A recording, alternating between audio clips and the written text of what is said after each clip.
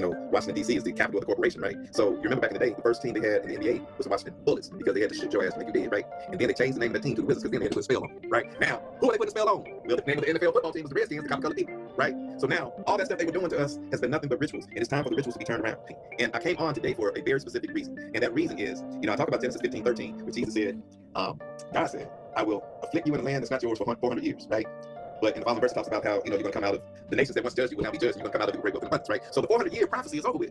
And it first started on August the 20th, 1619. So let's do the math. Let's add 400 years to 1619. What you got? 2019, that's in COVID-19, right?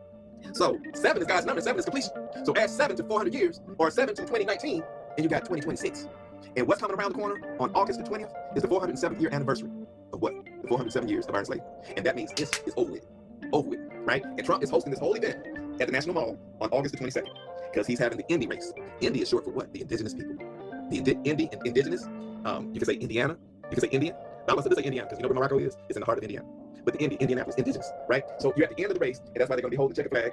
The checker flag means this is over. The race of black and white, because the flag is black and white, checker black and white, it's over. Over, right? Everything in threes. If y'all remember me, y'all would know that I'm big on the numerology. Well, 7, as I said, is God's number, and 7 is completion. So exactly 3 weeks from the end of our enslavement, which is August the 20th. And anybody can do the math with me. You're going to have 9/11. And 9/11 is the end of the corporation, right? So Trump was the 45th president and the 47th president. 44 plus 5 is 9, and 4 plus 7 is 11. That's 9/11. And this is over. Over.